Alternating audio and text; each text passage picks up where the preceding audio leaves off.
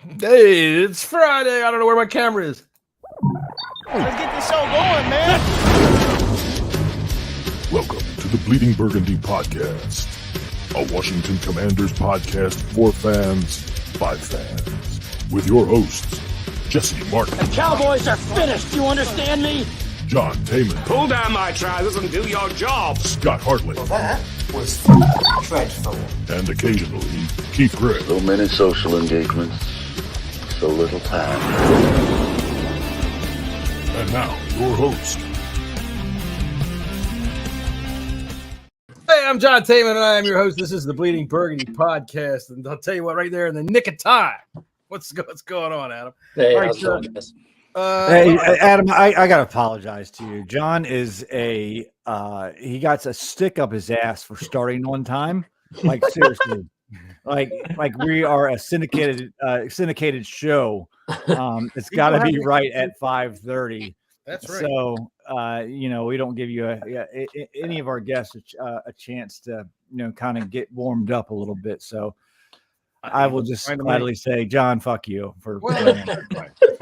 It's always been a part of my philosophy of life that when somebody says "fuck you, John," that means there's got nothing really left to say. Anyway, that's my friend Jessy Martin from Southeast Virginia. Hey, Jessy, man, it says right here that if you play Led Zeppelin's first album backwards, you will hear Taylor Swift and Travis Kelce 49 times.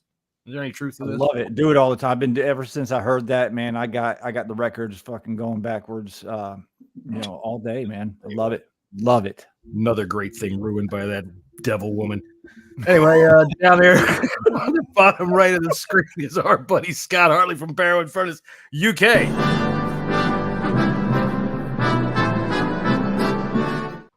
Dude, you were such a good sport last week. I could tell the entire time those highlights of your drunken escapades that you were not liking it. So No, not at all. Very good sport. And let's see here. Over here to our bottom left is our good friend Adam Aniba. Adam, welcome to the show. Adam runs the Burgundy and Gold report. I'm going to put a link up real quick in the chat for everybody that's there, but it's theburgundyandgoldreport.com. And you can find loads of great breakdowns there, some scouting reports on players Commanders may be considering in the upcoming draft. I'll tell you what, man, I like the cards that you have on the front page. The cards that you just find a prospect, you click his card, it takes you to a ton of information, man. I love that kind of high shit. Because, dude, I grew up in the era of baseball cards, and not only do you flip it over and see everything on the back, but you also got a little goofy cartoon of the guy, or like a football card. You got a goofy cartoon of the guy that says Jim likes to fix cars in the offseason. Anyway, you put out a weekly scouting report newsletter. You can be heard every Wednesday afternoon with Big Doug McCrae on the Draft on Tap show.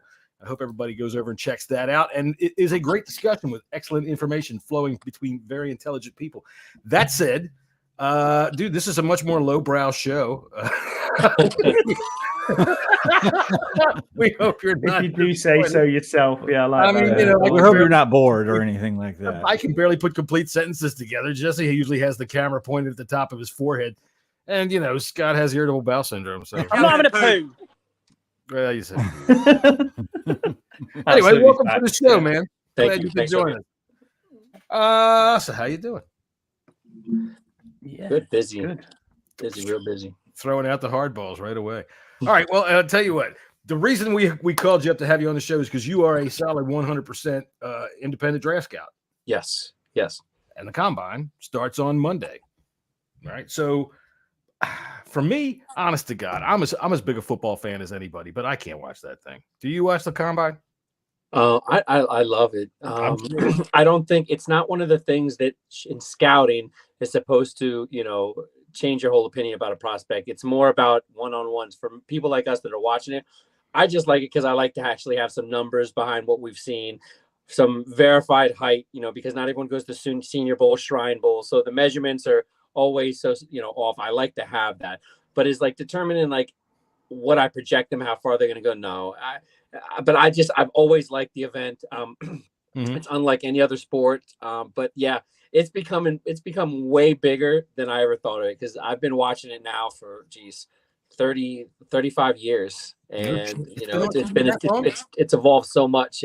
It wasn't all at Lucas Oil. Before that, it was just individuals. Like you go back to even with Darryl Green, they were doing like when he was coming in, they were just basically they were like glorified pro days is how it I think they had those like regional type of combines. Then they too. moved on. They moved on to finally have it all together. But to me, exactly, I've just been watching it so long. I love the game. I love the idea of watching, prospects go from the college level, no matter what, FCS, Division 2, 3, go to the NFL, and just trying to,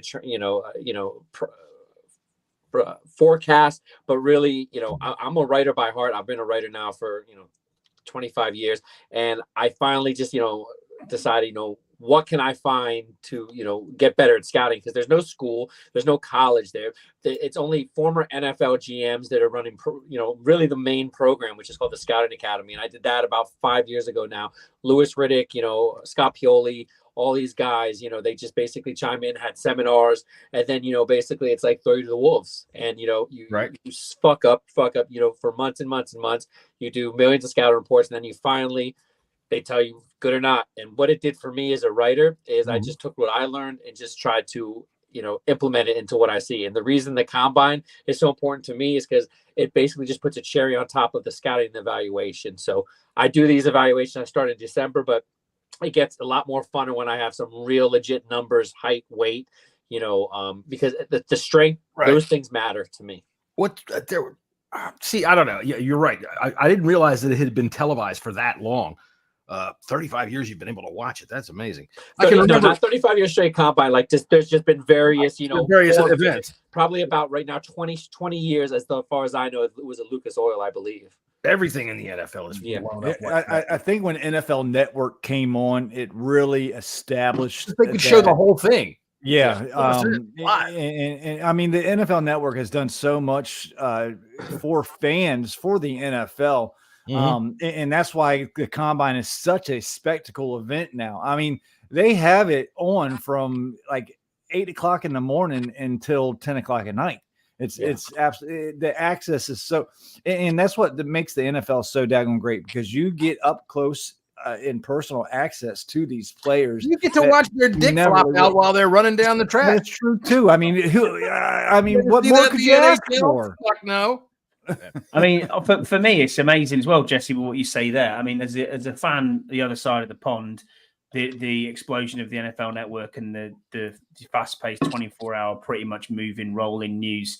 I mean, I can watch Good Morning Britain or Good Morning Football. You know what I mean? Whichever one I want to choose. I can watch the combine. It's fantastic. So the access that we get over here is exactly the same access you get. The only thing that differs for me is college. We don't get much college football at all. I mean, I know that Sky Sports has recently signed a deal with college football, so we can watch a bit more college football, because ESPN had the rights before then. And we were only shown a few games here and there, so nowhere near what you guys get access to over there.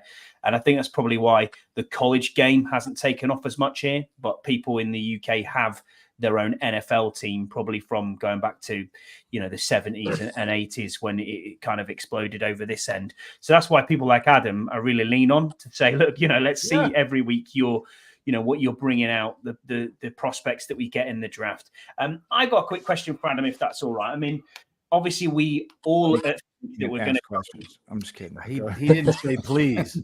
I'm trying to be a professional podcaster. It's not working. I'm not having a poo. Hey, there you go. Exactly. Yeah, exactly. You're going to keep bringing that until the day I die there, John, aren't you? There you go. But yeah, I think we're all 99.9% certain we're going to go quarterback at 2, whichever one we choose. Do you see something where we maybe trade a package back up to go back into the back end of the first round if they're really in love with a tackle of some description? Because the likes of Amarius Mims and Fuaga are probably going to be gone, if not the back end. So glad you asked that, because we had an interesting chat on our in our WhatsApp group. So Adam, go ahead, and I'll expand off that. You're talking about after they make their first selection.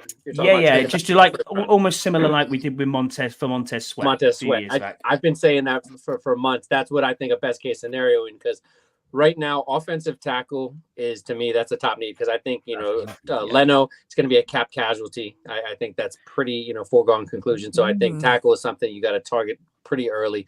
And I think although it's a deep position, you start to go from that, 25 to 30 range, and then, slip into the second round. Like you said, Amarius Mims, he's one. They're Fuaga. Fuaga's going to go real early. I think that guy, out of all the offensive linemen, is going to have the biggest rise because everyone's been talking about Alt and Fashanu. Fuaga is a guy that could be the first tackle, even though he's right tackle. He reminds me of how the Tennessee kid went off the board last year in the top 15, and nobody saw that. So it's one of those things where especially Washington fans, you'll just hear talking about all Fashanu, the fans that don't think they're going quarterback. I think there's somebody even going to go before those guys. So it tells you about the depth of the position. But in saying that, Washington has this extra ammo. You have a second round, third round, future picks.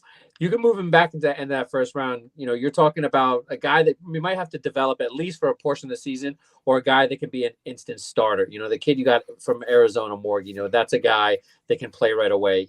Then you can start to look at the other depth guys after that. But I think if you have an opportunity to move into that back of the first round, it might even be an edge, because they traded both their starting edge rushers. There is a few in this draft that, that'll be, surprises. I think, because one thing I've seen with Quinn and some of the scouting around them, including with Peters, they're going to pick some names, and Washington fans are going to scratch their heads, because just because they haven't heard of them doesn't mean that they've been watching them heavily now for a couple of years. So I think that, with those extra picks, definitely, I think it's an opportunity to do it. And to me, it would be silly if they don't at least do that once.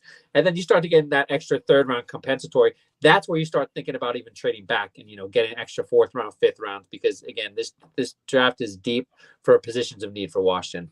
Well, I'm looking at your site here real quick, and you've got this guy, Garrett Greenfield, tackle out of South Dakota State, high up on the page, which I don't know if it means anything for that or not, but no. I have not heard his name even close to anything in most parts. So I'm assuming he's a later round guy. Yeah, I have him projected. Some have him in sixth, even later. I have him as a fifth. The reason I just love him as a fifth is because I like, forget the position versatility that Ron Rivera. Like, I'm talking about real guys that can do it efficiently at both sides. Not that they can play both, not master one side. I think Greenfield, he's a guy that's a swing tackle right away. I love his heart. 4-year starter, dominating the level of this competition, because that's the first thing I want to see. From FCS Division II, did they dominate that level of competition? And he absolutely did. Him and the other right tackle on that team were the best in the nation for the FCS, at least. So those are the guys I'm looking at. He's going to be at the combine. This kid from Howard University, Dankwa, he's a big boy, 6'8", 354. He's another guy that could be in that fringe, 6'7", undrafted, but I think he'll move up a little bit. Right now, 362. I'd be curious if what he's gonna measure at. I expect him to be more in the 340 range, but that's a guy that I've talked about on some shows I've gone about. He's not a guy that can play left tackle. He's not going to play inside, so it's one position or bust with him. And again, that's a guy you develop for 2 years, whatever. But it's well worth that late round pick. So I'm always looking for those kind of guys, those grinders. Real quick, I'm going to throw in the Carnival Barker stuff here, but that's the kind of stuff I'm telling you can find on his page. You send me stuff all the time. You send me messages with your scouting report all the time. I love it. On his page, this guy's at the top, and he's got him projected in the 7th round. He's got all this information about a guy at the top of the page. You don't have to go searching for this stuff, man. You can find names that you're not necessarily been paying attention to. Scott, you had something to say. Sorry. Yeah, well, just before Jesse. Sorry, man, I want to cut you off. What do you think of the tackle out of Yale, right tackle? I can't actually pronounce his. I can't pronounce. I know exactly what you're talking about. Yeah, we'll call him Kyron. We'll call him by his first name. Yeah. No, that's a guy. Again, you're starting to get. I think that's in that. Could be even early second round. Depends on how he performs. Wow. But these are, and it's because of need. It's not. He's the best in his position when you start to get on. Day 2, but. Teams are going to be looking for tackles, and if it's not left tackle, it's going to be right tackle. And he's a guy that if the team can't work him out at left tackle, they can definitely move him over to right. But yeah, I think that's a guy. I just started watching his film the other day. That's a guy worth developing. I think that again, another option for swing tackle when he comes to right away. I love these guys because it's an opportunity for get on the field, get in big packages, and just make a difference early on. Lucas isn't going to last forever. And what do we save by moving him? Yeah, look, I agree with a lot with what Adam says. What I'm going to push back on a little bit, and just hear me out before anybody says anything. As far as Leno goes, listen, we're not going to put Wiley back on that field again at tackle position. There's no way. So that's 2 tackle spots that you got to fill up right now. I just don't see that happening by any means. I mean, Lucas, for all his faults, he's still in the middle of the pack as a left tackle. B, if we do trade up, and that's something that we talked about today. That's definitely a possibility. Moving back in, that's the only way I think Leno would be gone is if and even then we still need 2 tackles because Wiley, we're not putting Wiley back out there at right tackle, and there's no damn way he's going to be able to play left tackle. I think everybody can agree with that. Yeah. Leno he's making 15 million next year. Is that correct? Something around there. Yeah, still not half bad for a starting left tackle. Let's be honest about that. You know, if you brought someone in like a Balaga, I think is like the only tackle that's really worth anything on the free agent market. He's going to command $22 million a year at least. I would think he's coming off of a second team all pro freaking season, and he's also older than dirt.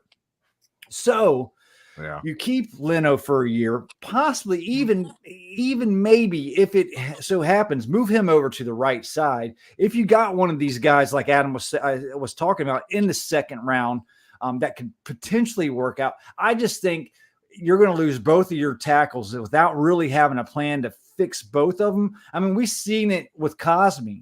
You know, he was not necessarily a first round graded a left tackle coming out, but you get into the second and third rounds with these tackles, they're not going to be suited to start right away. I mean, most of the time they're going to those types of tackles are moved inside or at least to the right side. I mean, we tried Cosme at the right tackle. It didn't work. Clearly we moved him inside and he's playing great. I just don't see with all the needs that we have. Yeah, quarterback obviously being one that I think we all can agree we're picking a quarterback at number 2, and then you got 2 tackles, you got 2 defensive ends, you got at least a linebacker or 2, probably a safety. Curl's probably not. I don't think Curl's coming back. That's a lot to do with I'm going to say 4 picks in the first 3 rounds. I don't think we can find that many starting quality players for your tackles or your defensive ends within that. I mean, you could look at someone like Jonah Williams from Cincinnati. Is he better than Leno? I don't think so. No, we got to upgrade. He's a right tackle. Cincinnati has put the spoogaloo on the tackles, man. They've tried like hell to upgrade that offensive line. Yeah. And no matter who they brought in, it just hasn't worked out. Lael Collins laid out on that who it was last year was freaking dropped like a hot potato, and nobody. It's just the league is the reason why we're in the middle of the pack as an offensive line, and even Leno is because there's not that many good tackles out there to be had, and a lot of tackles come out of college that are they move inside. That's one of the hardest. Besides quarterback, that's a hard freaking position to fill. I mean, we wish we had 100 Trent Williams out there. We just don't, And I know people, they especially don't want Wiley, but I know 95% of the fan base wants Leno gone too. I just don't see it happening right now, and because I just don't see a clear path to replacing him. With a better player right now, unless we move back up but then you're going to take away from, other positions of need. I mean, we're going to need a guard. We're going to need a tight end. We're going to need a linebackers. We got a lot of cap space, but we don't have a lot of players on contract. That cap money is going to go quick. So what are you hearing, Adam? Or if you've got any ears to anything about whether or not who's on the re-sign list and who you think they're going to let go? I think Curl. He comes to the table legitimately with this. We've heard 15 plus up to 17 million. It's not happening. No way. But I think that Quinn is gonna. He values the safety position, so I think there'll be a push. I think it's 50-50 with him. As far as free agency, this guy like Mike Onawa from the Pats played inside, played both tackles. I do think he's an upgrade over Leno. And what I really started pondering exactly what you were talking about with Leno and everything is From what I hear, Anthony Lynn, one of the big things that they're going to really incorporate is zone blocking scheme. That's something they're going to focus on in gaps. And that's where I see Charles Leno as just dead weight. I'd rather bring back Lucas, even though he's burly big. I think he's been in a couple different systems. I like him with his ability to move right tackle, left tackle. And like I mentioned, I think in free agency, they're going to get some guys maybe we're not really privy to in that $8-10 million range. And I think two guys compared to Leno, that it is an upgrade.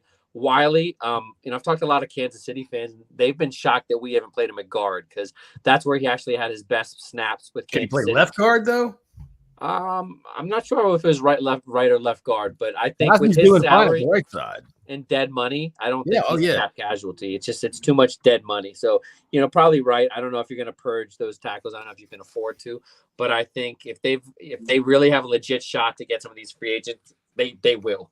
Because I think, with Leno's salary, you can definitely get Mike Aniba. To me, he's an instant upgrade. And then exactly, you draft a guy, you groom him, and hopefully, by year 2 or even some point in the year, you're trying him up at left tackle. But it's all about what plan they have because they're really going to be merging some systems. Everyone says air raid. It's going to be such a different version be of an it air raid. With all the offensive minds. They're really they're doing it on a collective, which. It's a wait and see approach for me, but everyone I've talked to people that know these guys and they said they're serious about that. These guys called Quinn, really wanted to come to Washington because it's a rare opportunity. Because usually, even a young coordinator that becomes a coach, they have their system and they're going to ride or die with it. But from what I hear, they're really trying to create something new. So it'll be interesting, what that requires. Does it require smaller, quicker linemen? It might be, we're going to get a bunch of guys that are going to be, how's this going to work? And be ranked in the top 10, 15 in the league. But I think the offense is going to be predicated on a lot of tempo and getting the ball out quick. So I think that's going to help whoever's playing the offensive line. All right. So a question, I don't know if you can see the screen there, but it's a question from Max says, when it comes to edge, personal friend of his is in the draft. Has Adam ever seen anything or watched any film on Juan Watkins, an edge from Ohio? No, I haven't. I usually, I get to about 100 prospects. I try to put out about, between 30 and 40 reports before the draft. But no, I'll definitely someone I'll look into though. Is that Miami of Ohio or Ohio Omaha? No, Ohio, yeah. The Ohio Bobcats. That's right. Yeah. Okay. So that brought up a question for me, what you were just talking about there. And basically, all right, so you do a lot of mock drafts. Right? Not really, honestly. Really? I used to. I used to do a lot. I used to as well. I stopped doing them because no one's ever right. We just don't know. Yeah. It gets ridiculously unrealistic as well because you end how have you got that prospect at 32? I saw one that Caleb Williams was like pick number 12, and I'm like, what are we doing here? Yeah, like, the thing is, I got two. All off until after the combine. Then after the combine, when everyone's pretty much in sync of what those top 100 looks like, that's when it starts being, I don't know about a useful tool, but as a fan, you start doing it. And when you're watching the draft and you're getting to the 3rd, 4th, 5th round, you're like, okay, I know that guy. That's where I find it useful. If you're someone that does those, clicks on the info, don't know, want to learn a little bit about them, that's where I find it useful. But the over and over and over and over, no, I definitely, I don't get that. Scott, you like to do it. So here's my question about it. I used to, yeah. What you were just saying before, Adam, about how everything is up in the air in terms of what we're going to be looking at offensively or anything. So everything we're talking about is really predicated on what we kind of imagine it might be. So how do you do these mock drafts, Scott? How do you mock drafter guys do this with that kind of preface? All right. No matter what you're thinking, you don't know if you're thinking what they're thinking. What I tend to do is I tend to go off slow. So I put it on or even extra slow. So the clock is ticking in almost real time. If I'm going to do a full mock draft, then I'll look at where I am pretty much when I get out of round 3. I'm kind of struggling because of players who I've got no idea who they are. And then I look at what the team needs, what's best player available according to that board. Then I'll research that against various other boards, PFF, other PFN, other areas, other mock boards, whatever network. And I'll have a look and then I'll think, who do I want to pick from there? And then just it's a crapshoot. It's a blind stab in the dark. It's throwing a dart at a dartboard. I have absolutely no idea. I'm not a GM, but it gives me a bit of you know, I also watch a lot of YouTube videos of mock drafts as well. Weirdly enough, people like Broshmo and them sort of people. This sounds put out thoroughly a lot of insane, them. Scott. I mean, it really does. It Yeah, sounds like it's my favorite time of the year. I love the draft. I think it's great. Or something. Maybe, yeah, maybe. All right. I love the. I do love the draft though. To be fair, because I know you do. Involved in it, even though I know absolutely bugger all about college football. So there you go. That's all right. You watch enough. I tell you what, you watch enough YouTube, you can learn enough about the players that you're looking for, depending on if you look at it with an open mind, which I'm sure you are. Now, so we're all convinced that we're going for a quarterback at number 2. Right. So, Adam, can you give me 3 positives and 3 negatives about Jaden Daniels and Drake May? Because from what I saw today, I saw a rumor. Albert Breer put something out that pieces are falling in place for a trade for Chicago quarterback. What the hell is it? Justin Fields during the combine. Which I don't know to Atlanta. I don't know what it is. I don't know if it's a smokescreen or not. But if they make that trade, Caleb Williams is off the board. I've been telling everyone this for weeks. On point. He usually is, but I didn't see his tweet directly. I saw somebody quoting it. All right, so give me 3 positives and negatives about those 2 guys, because those are probably the ones that we're going to be looking at. Mm-hmm. Okay, so I'll start with May first, because he's the first one out of him and Daniels that I evaluated. This kid, I think the comparisons, the talk of Allen and Herbert, they're not so far off, because honestly, that's ceiling though. Like his ability to make off schedule throws, short, intermediate, long ball, that really jumped out right away. So that's one. What I like about him is how he can get safeties to bite. That's an NFL caliber, skill right there. When he can draw the safeties in and then open up his hips and just, go downfield. Although at North Carolina, similar to Sam Howell, his last year, he lost a lot of his weapons. Offensive line definitely suffered. A lot of them came to the NFL, or, he lost them. And, he had to become more of a runner, 800 yards rushing. So really showed the ability, and by no means is he even close to what Daniels is as an athlete, but in a rusher, but, big, he can still move. Yeah. 230. He's not a guy that you're like, listen, we need to put on some weight. Cons, hero ball. A lot of times, although he can use that check down intermediate, he tries to, create something when it's not there instead of just, and I think that has to do a lot with, trusting who he had around him. I was just going to ask you, Adam, do you think it's because of the lack of talent that he doesn't really have much of a choice? I think so, because you can see some comfortability, differences in 2022 to 2023. I mean, even in 22, he didn't have the greatest, skill they were more positions. Seasoned. That's what it was. They were, but there's still nothing like Jaden Daniels had in at LSU. Right. So, I'll tell you, just before you continue, that's one of the things that scares the shit out of me about Jaden Daniels. Not only is he so tiny and it's like a train wreck every time he gets hit, but you saw the same stuff that you saw out of Mac Jones coming out of Alabama. Because he had such a great skill position, players around him. We may be seeing a little bit. It might be a little bit skewed, in my opinion. Go ahead. Finish. When you say the ceiling is Josh Allen, I tell you what, even as a rusher, okay, which a lot of young quarterbacks are. I got to tell you, I'm much more inclined to be of the Josh Allen sort than of the Jaden Daniels sort, man, because Josh Allen, somebody else is going to have to be worried about getting up out of that pile, not him.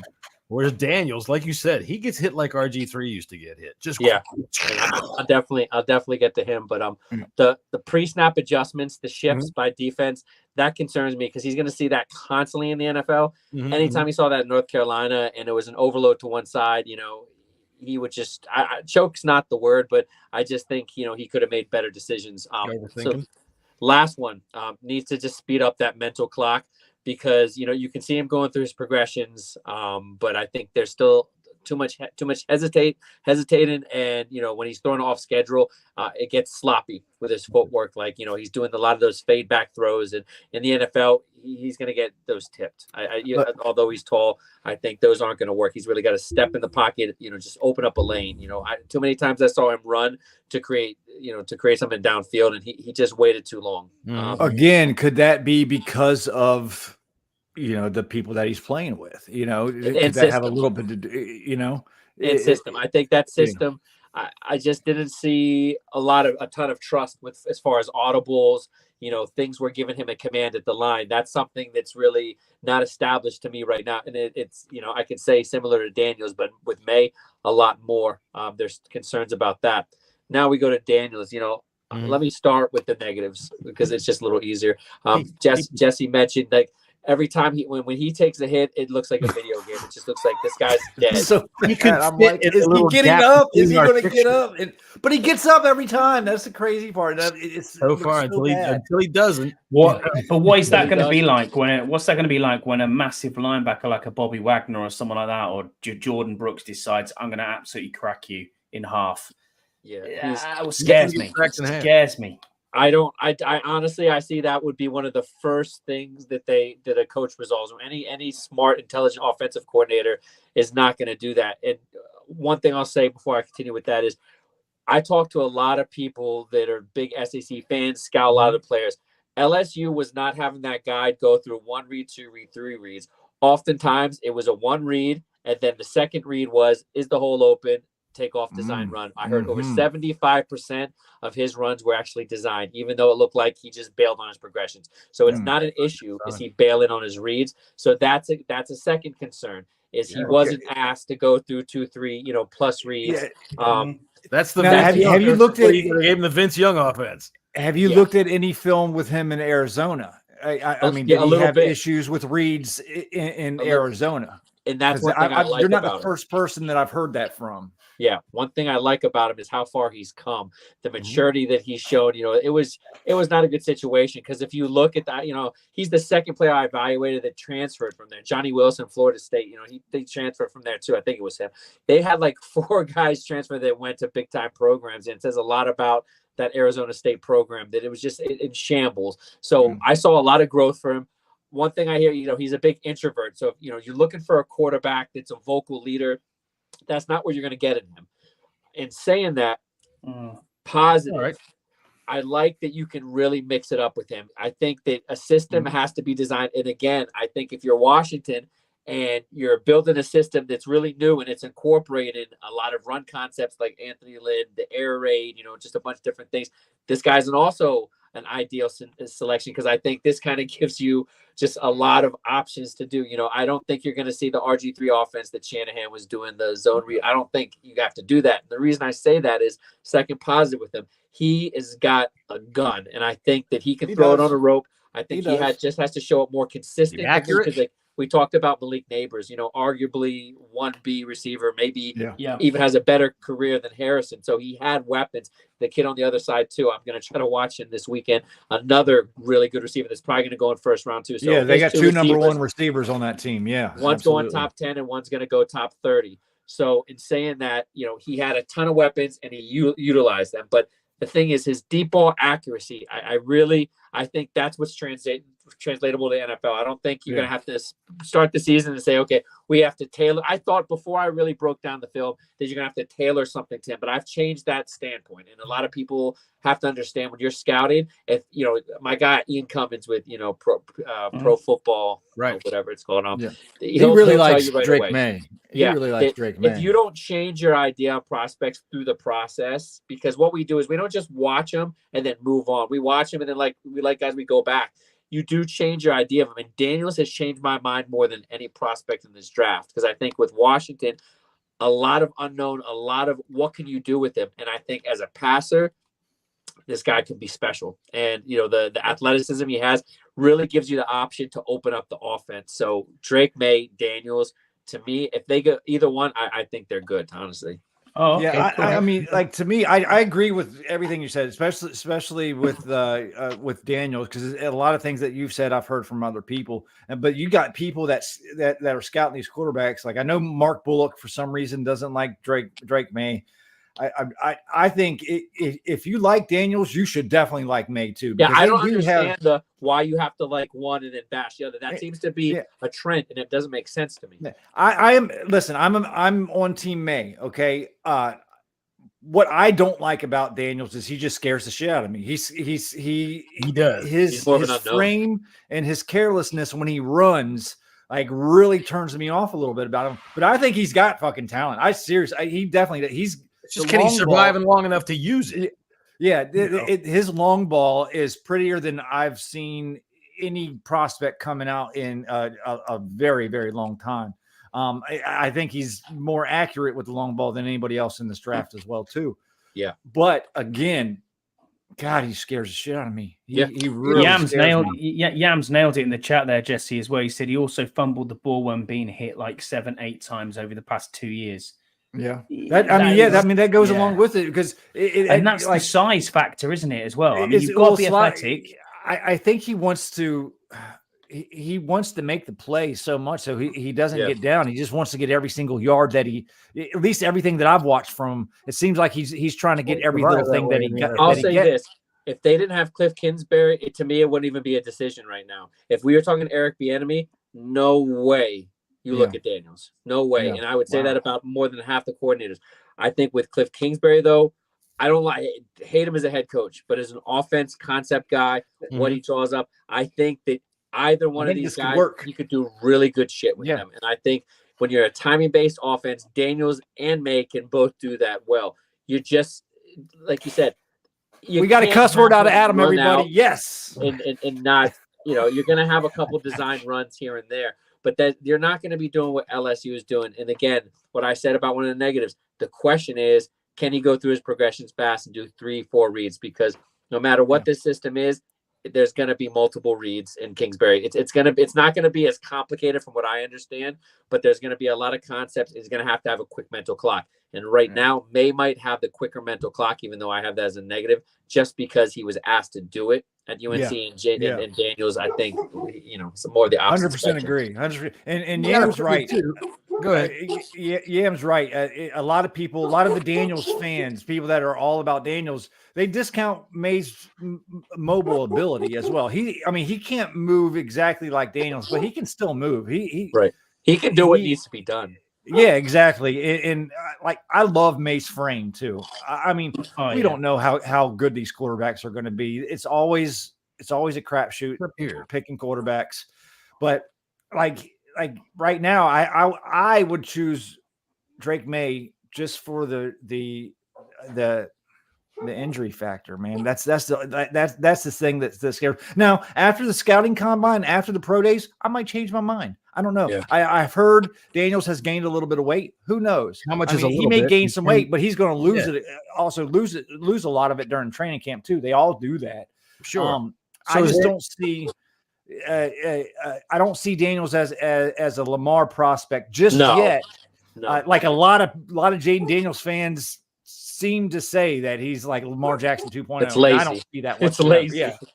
Yeah. So it's just as lazy as May's, or people saying that May's just another Justin Herbert or Justin Herbert. Yeah. Everybody has to make a comparison to try to. These guys can't be themselves.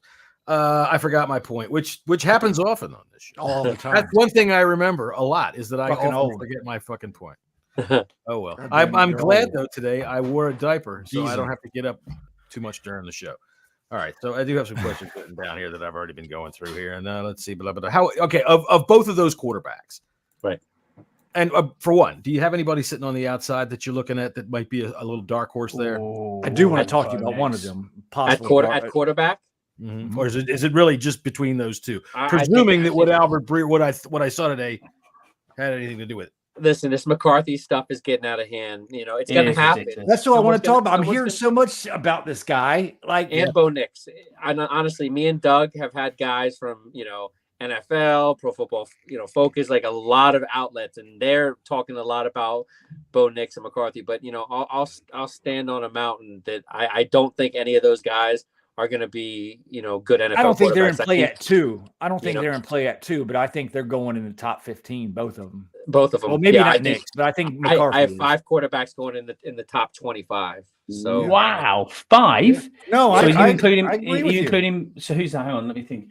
So you're going top 3, and then you're going Nix and Bo Nix. I think McCarthy's going to go in the top 15. Wow. I mean, top 10. Sorry, of all of them, which one do you think will bust the most that we can root for the Giants to pick? Honestly, I think they're just going to build their receiving core. I don't think they're even going to mess with the quarterback. There's so much money involved with freaking Daniel Jones. I I know I'm going to change the subject real quick here, but since we brought the Giants up, I did. Just the fact that fucking Maris sat in his office with the door closed that worried the staff so much that they left food outside of his fucking office while he contemplated what to do with Daniel Jones after he got hurt. Oh, the sweet schadenfreude that I enjoyed there. All right, so of both of these quarterbacks, assuming what we think we're going to see in the offense, which one's going to fit better in this system? Or which one do you think works better with what you think we might do? It's hard. It's hard, like I said, because, it's hard to speculate, you're with Anthony Lynn, like if you're looking at the air raid, it's a heavy passing system. So it's like he's mentioned in play action more than 3 times already. I've heard him talking about the incorporation of Anthony Lynn and everyone they brought in. To me, it's hard. But I think personally right now, gun to head, I've evaluated both of them. I have Daniels as a tick higher. The risk is big. I do not disagree with anything. I think the risk is big, but I think the payoff for him is a lot higher than May, because I think I kind of have an idea how good May can get. You say Allen, wow, that's pretty high. That's I think a good ceiling. That's a pretty high ceiling. But I think when you talk to Daniels, if everything goes right, and he does, and again, that's saying that he's really coached up on not taking those kind of hits. And he's a smart kid. Everybody I've talked about him. He's extremely coachable, and he's not. That's why the Lamar Jackson stuff is ridiculous, because that's not what his first idea is. He wants to throw the ball, and he wants to throw downfield. So I think in saying that, with the creativity that you can do with him, that what he can do in the run game, he sets you up in play action, zone reads, and stuff like that. You have to do it way better than May. I think teams will back off a little bit and they'll dare him to do it. But I think with him and that type of speed, I think right now, Daniels to me, and again, I could change it, but I really think he's the best fit, because I think you bring him in there, you build that offensive line, build that receiving core, get some tight, real field stretching tight end. Right. I think sky's the limit for this kid. I think he has a much higher ceiling. I don't know. I like I said earlier, I'm a more of a May guy, just probably for more durability factor. It doesn't worry me what helmet he's wear or who he played. We've seen him progress. We've seen Daniels just take a jump this year. That too kind of scares me a little bit. Just because he was playing with such a high-powered skill players too, that also worries me a little bit. I think this offense. I don't know if we're really sure what this offense is going to be. Yeah, you could say air raid, but it's really not going to be. It's going to have air raid concepts in it, and if that's the case, Drake May has already got a little step up because they run that air raid system in North Carolina. Yeah, it's Longo's system, wasn't it? Yeah, but I mean, even Sam Howe did too, because I mean, when Sam was there as well. But anyways, that's besides the point. I'm not going to hate the Daniels pick. Don't get me wrong there. I think like this notion that in a lot of this, when we hired Cliff Kingsbury, everybody was like, oh, the air raid system doesn't work. I love the way he said, he was like, listen, we're not really running an air raid system. And also, everybody says, oh, we're not going to need a tight end now. Well, guess what? Zach Ertz had very good years with Arizona when he was there. They were a top 12 running team for pretty much all 4 years that Kingsbury was there. With really not great running backs either. Yeah, Connor. Guys that played very well. Connor did well. They had a couple other ones that were prior to him, and they had the end of, what the hell? I'm always so bad with names. The back that came from Tennessee that rushed for 2,000 yards 1 year. 1 year. He freaking flashed like crazy. I can't remember. I'm not going to even bother to try. But I think this system will be a good system for a young quarterback, regardless of who we pick. I won't hate it if Daniels gets picked, but I think I'd be more comfortable with Drake May. I think, like I said, when we saw their initial hires with Brian Johnson and with Kingsbury, they're prioritizing the quarterback position 100%. They're absolutely focused on that, and they know it. Scott, do you agree with any of what Jesse said right there? You hate it or you love Drake May? No, I don't mind. I'm really not. I'm flexible in who we pick. I mean, what worries me a bit is that Jaden Daniels is the riser of the draft. He wasn't getting a look at in the top 10 not so long ago. I know that 2-3 rounds. Now, exactly. He was like now, a second or third round pick before halfway through the season. There's always one who does this. Every year. This was one who everybody starts talking about, and this is the thing. It's boredom as well plays a lot into this. The season's over. He is flavor of the week this week. It'll go back to Drake May next week. It may go to JJ. I think May's got a little bit more love this week. I think it was Daniels last week. Go ahead, Adam. This is what I'll say though, and you have to take this seriously. The defenses that Jaden Daniels faced, what he did to Alabama, a lot of people talk about he had down games against the best SEC teams. No, it went back and forth because LSU was one of the worst defenses in the nation. So he had to put that team on his back week in and week out. What May faced in that ACC, out of division, it's going to be a lot more of a culture shock, I think, for him with that NFL speed. Could be right. That's why I think Jaden Daniels, the speed is not going to take as long as it will for him because the kind of guys that he's playing against, these guys are going to go in the first round, second round. These guys are going to go early. So I think that has to be taken into consideration. But yeah, you talk about comfortability. If they drafted May, I honestly would be good. I honestly would be perfect. With Jaden Daniels, I'd be even a little more excited. But week in and week out in the beginning, I'd be concerned about his durability. But I don't think anybody, one of those things, you shoot for stars. Nobody can. No one should deny Jaden Daniels' playmaking ability. I mean, he's unbelievable. It's out there. It's plain to see. Period. It's the other things that does. Again. RG3. Listen, the RG3 stuff. RG3 didn't have field vision when he was running. This kid has. He has anticipated. It's more Randall Cunningham. 2-3 guys down the field. RG3 was just trying to out-sprint everybody. Right. Jaden Daniels is more of a returner mentality when he's got the ball in his hand. It's not like Lamar Jackson. Lamar Jackson's more shifty, more of a running back type. To me, it's I funny look at you. him as like more of a dynamic returner. How he sees it's funny you say the returner mentality because I see that because returners they crave contact and it looks like sometimes Daniels he does. Contact. And I'm like, stop it! Oh. Run right into it. So let me ask you this then, Adam. Are you happy, and do you think we can miss? And what I mean by miss is ultimately they end up that 3 years down the line, 4 years down the line, we're in the same boat again, going, oh, we've got to find another guy with if we take either of these two. What I mean by that is, do you think their floor is or obviously the ceilings are high, but the floor isn't as bad as we think it is to be a starter? What is it? 30% probability of hitting on a quarterback in the it's low. Something like that. Yeah. It's low. Something. My like that. confidence lies with the leadership they're bringing in. And Peters, I really studied him a lot. I got a lot because I trained under Riddick, so of course I'm a little biased. But him and Riddick were two of my favorites, along with others that got jobs. But Peters was always very high, A1A, 1B with me. And it's because of his background, New England, Denver, wherever he was. His scouting background is so rich. And, everyone brings up the Trey Lance, situation. That was one of those situations where, again, he's assisted to John Lynch. But again, don't make no mistake, he was heavily involved with that because John Lynch, a lot of people I talk to, they say he's a figurehead and he relies on these scouts to really push him in one way or another.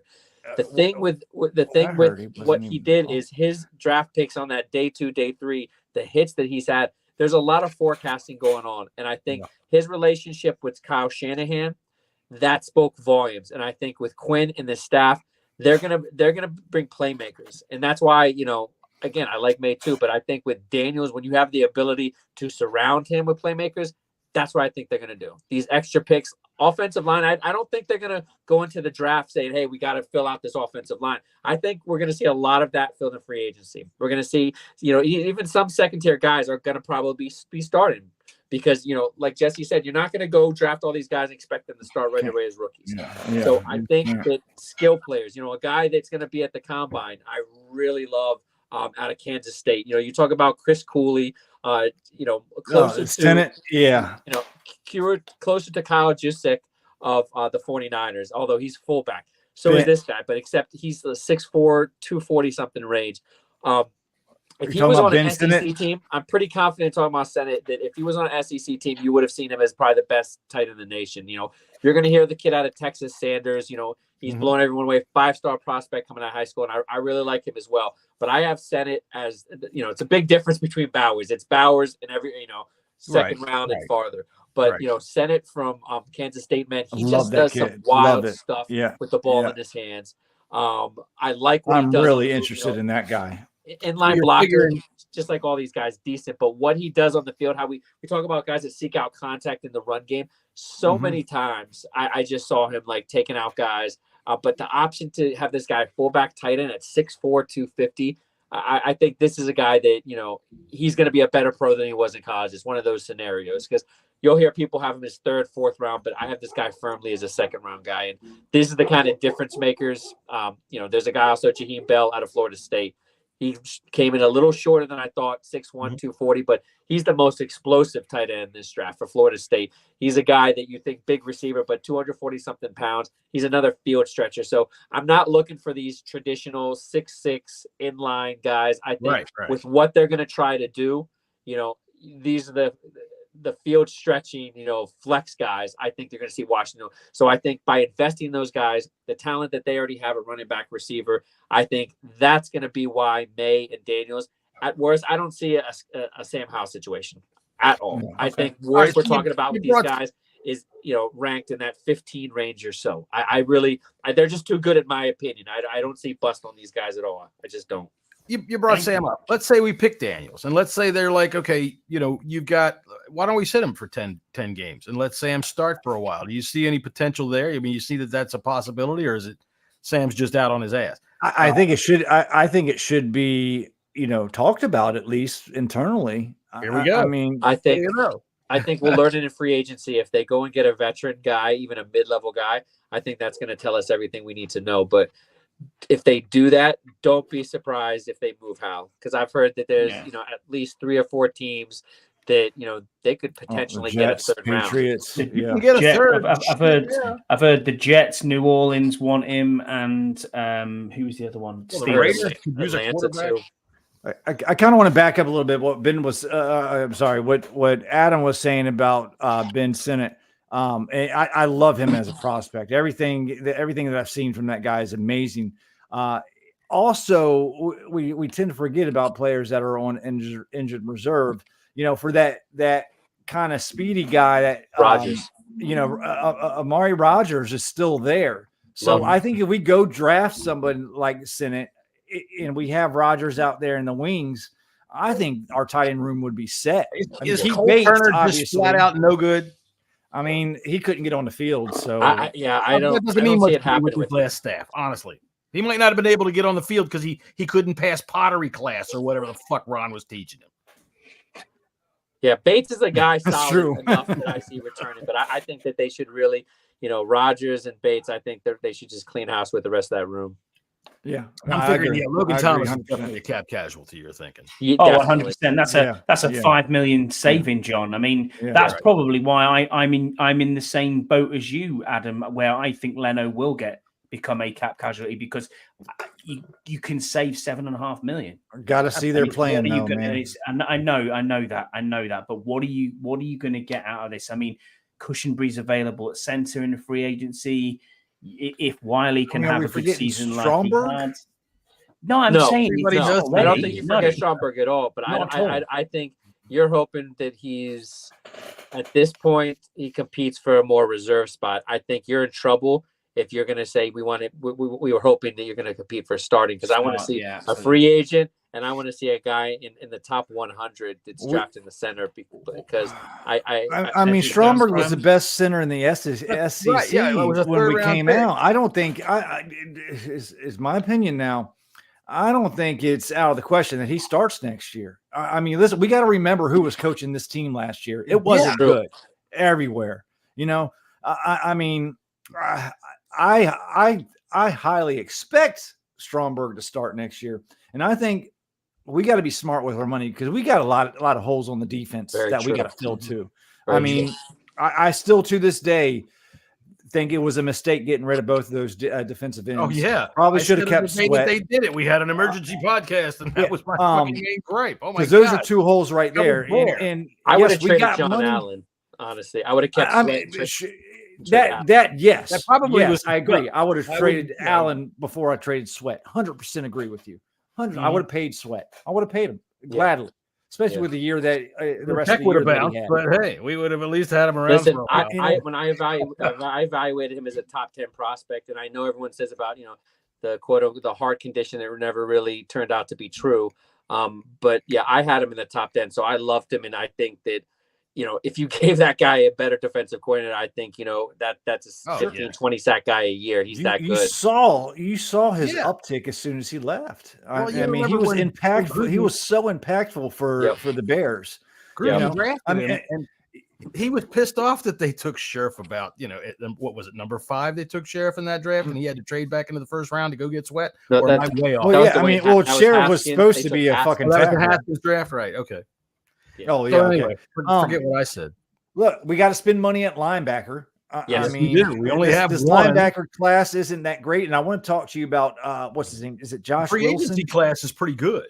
Yeah, the free agency class is good. It's good, but it's not blue chip good. That's where I think Jesse's coming from. Because there's nobody that's in this first round. They're like, whoa, you got to have him. Yeah, it's more in the second round and second and third round is where the linebacker really starts. So I do expect them to spend some money at linebacker this free agency. Yeah, I expect them to go get a safety. I expect them to go get a cornerback.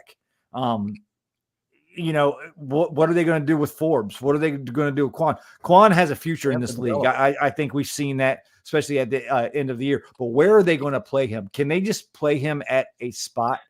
I think Martin, the thing is not just nickel. He's safe. He's a free safety too, and I don't think that Forrest and Butler to me have done enough to say that the starters. I think that's going to be an open competition. Yeah. Well, at the same time with them, I always fall back on what was on Big Doug's show with was Mitch Tischler said so about how they handed him 4 playbooks when he was a rookie. Yeah. It's like, how can you expect success out of these guys? So I really truly don't know what we have with Forrest and with Butler. I've seen good things out of them. I've seen really good things out of them, but I don't know all the mistakes that I've seen out of them. I don't know whether it's because they can't play or they're just completely confused. And I tend to think Forbes is going to be a lot better. I'm going to tell you right now. That's one of my big predictions for this year is he's going to be a lot better because I really think with the Quinn system and all this, I think those long corners, you think Browner, 100%. Seattle, you think, I'm not going to say Richard Sherman. And again, maybe after next year we can talk about that, hopefully. But we talked about this a couple of weeks ago. Yeah, I'm big on Forbes. Everybody's written Forbes off as a bust. I have not. He's going to be great.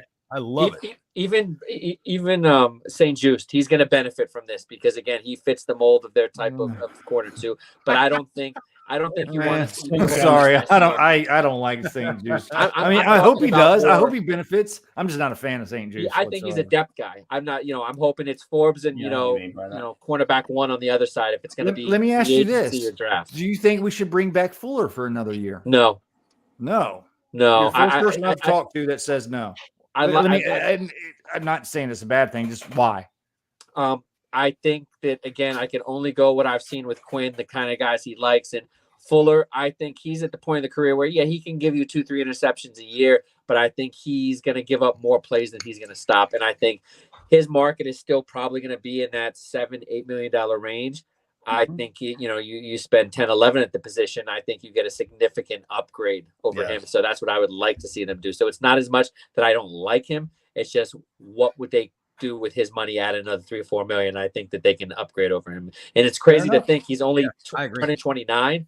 We think of him like he's 35, but he's been playing a long time. Yeah, he shied away from contact a lot last year. I think that eventually, if he wants to stick for another 5+ years in the NFL, I think he legitimately has to be tried at safety. I think he's in that point of his career that he's better when he's off. Okay, yeah. Scott, you've been. I thought he played well enough the past 2 years. Well enough, yeah. That's why he's going to get $7-8 million in the open market. Yeah. No, I mean that's fair enough. I don't necessarily disagree with you at all. I think we talked about it last week. He's one guy that I would think about bringing back. I haven't really dived into this cornerback free agent market. Me neither.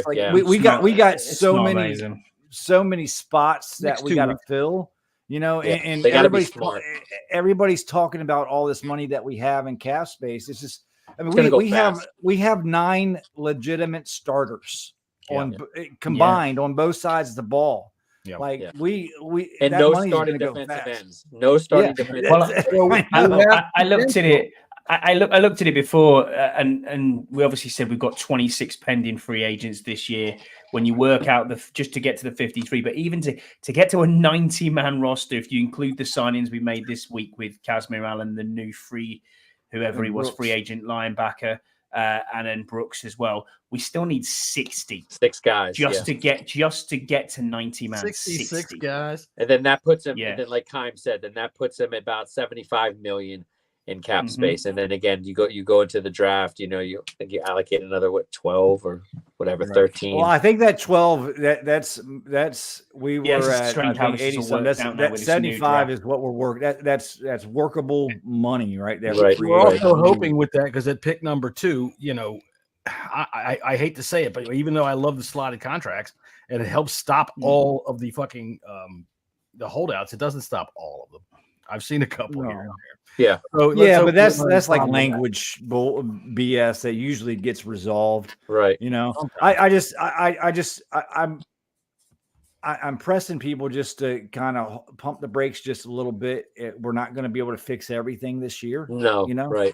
It's Right. just because You really just hope that they're better than the Giants, and you know, maybe better than. You know, and we're we land our better than the quarterback. Giants. We haven't been That's the able to number beat one those thing. We bastards. land our fucking quarterback. Period. Like that's number The thing one. is, I just see it so much on, you know, especially when I'm promoting it on Facebook, out of everywhere. Like, I respect the people that, you know, want to stand by their quarterback and stuff, but I don't know how you can watch this season with how, even though it was a bad offensive line, even though the play calling was bad, if you want a franchise quarterback, he's got to be the one that kicks ass when it's just pure shit around him. And he's I got to like put the how team on I his think back. that you're thinking Gardner Minshew. That's the level. Yeah, I just said that yesterday. Yeah. And I agree with you 100%, Adam. New ownership, new everything.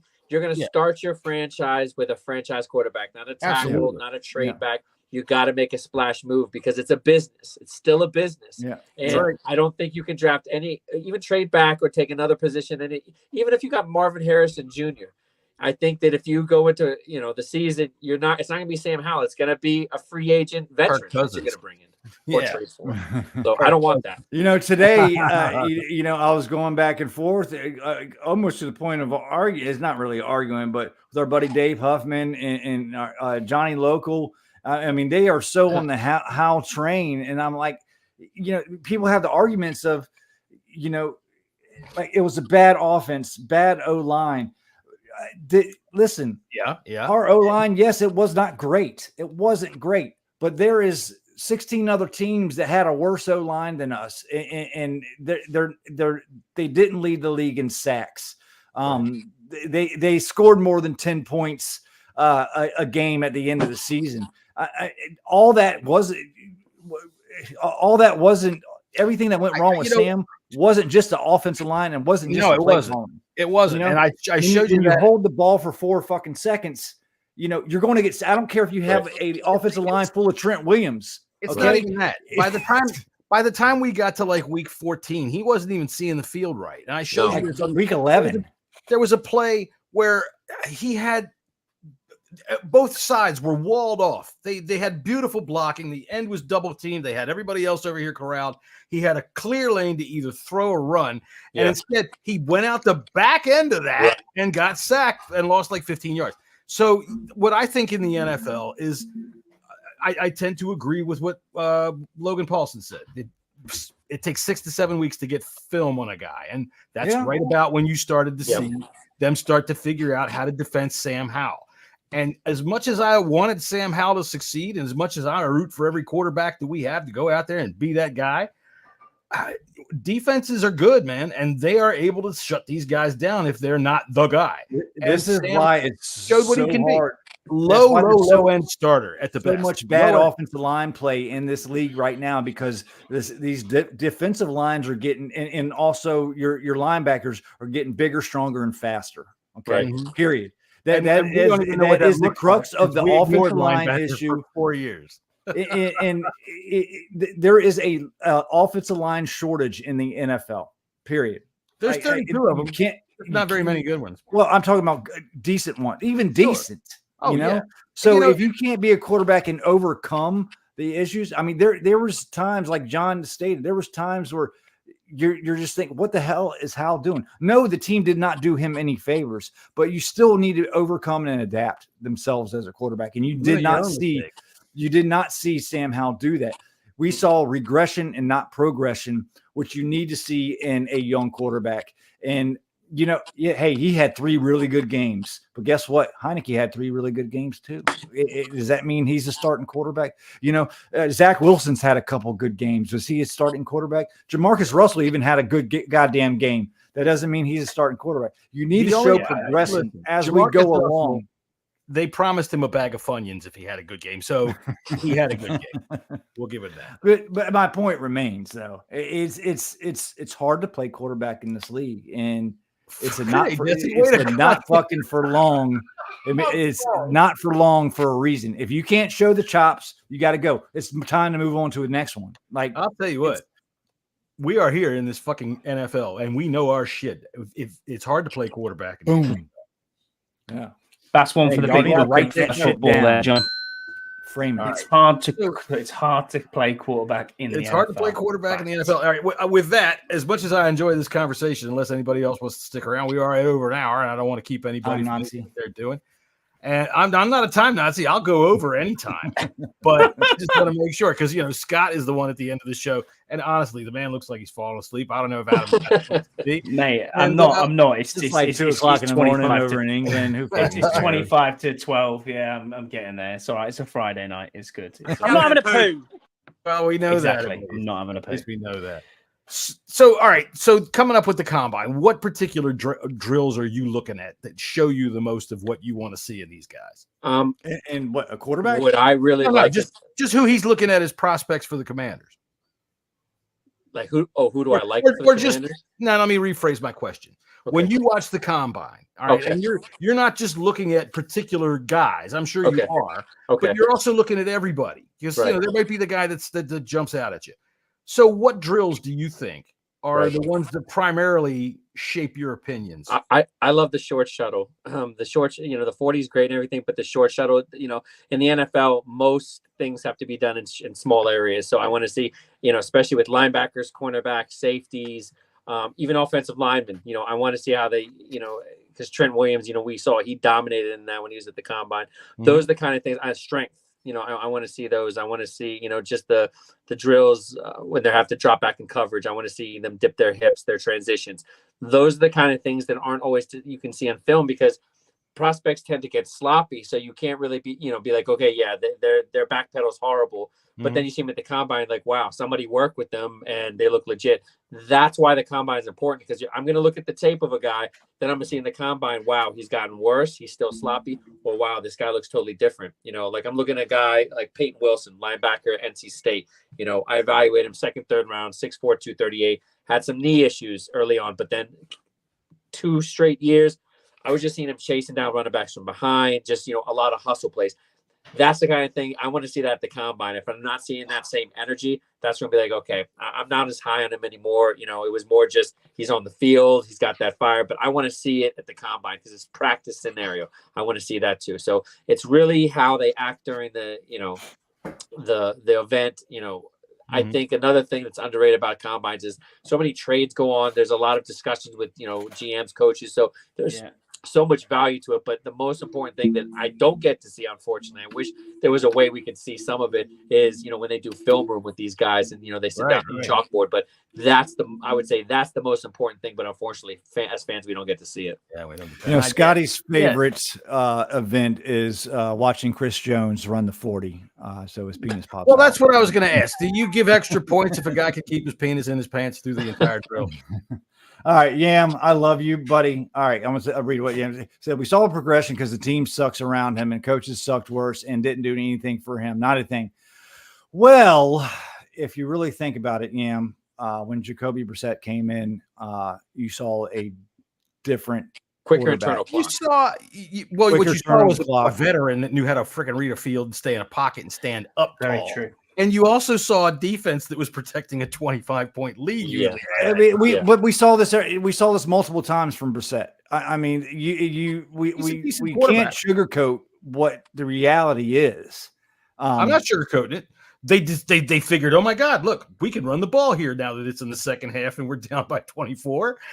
What do you know? And I said it earlier when we were watching this happen in the season. Jacoby Brissett might be only an inch or so taller than Sam Howell, but Sam Howell, when he's in that pocket, he plays drops small. down. He plays small. He gets down. Whereas Brissett, he's play calls did not change. Oh my goodness, they were the same calls. I've been watching. I lived in Florida. I lived in Florida when he went to Dwyer High School in Palm Beach Gardens, Florida, and sometimes used to go over there and just see him. I want him back. You know, he's the kind of guy you don't have to worry about egos or anything. Get him, So I think if you talk about a scenario with Jaden Daniels, man, makes perfect sense with Brissett because it's not about they can both run for that's out the window. It's about a savvy veteran with it. That's the kind of mentorship that will keep Daniels alive. I think Brissett will be itching to play, though. I mean, if Brissett comes in and they're like, "Hey, okay, you can leave half the season or something like that," and that's fine, but. I think Brissett sitting on the bench all year, it didn't sit right with him, especially when he signed, he had the opportunity. They said he had the opportunity to compete for the starting job, and it did not work out like that. I think there's a good chance that Jacoby goes and starts somewhere. One of these teams that does not wind up getting a quarterback, they would be that's a prime spot for Jacoby to go to and start. That would be the Jets' move to try to sell the New York people on freaking Jacoby Brissett. Yeah, but Aaron Rodgers will be ready by the start of the season. Oh, I don't know, man. I saw that the fucking astrological signs were aligned against him, and the fact that he didn't get a vaccination makes his ankles made of brittle nothing. The other thing is, how long will it take him to get out of a dark wooded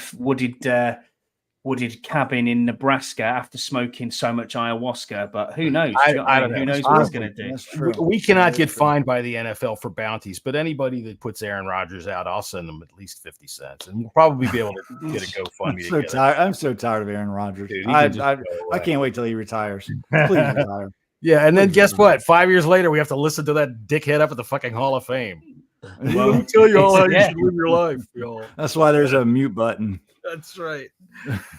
All right. So anybody got anything left? Adam, you got something left for us? You got any nuggets left? No. No. Like I said, just go to burgundyandgoldreport.com. It's my scouting guys. I think, there'll definitely be some prospects, especially day 2 guys, day 3 guys that will definitely be exciting to watch and be on Washington's radar. So I just go into it hoping, I get a couple hits, get a couple guys.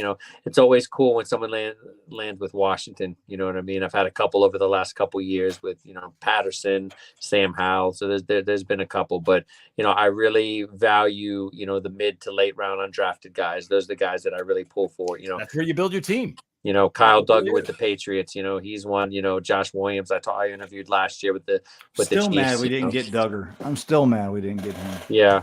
Well, he's a free agent. It's going to be interesting to see what a team wants to do with him. Because again, he's a guy that can be that Buffalo nickel, flex, linebacker, safety. To me, I would love. He came out in the Cam Curl draft too, right? They came out together, right? Duggar and yeah, I believe so.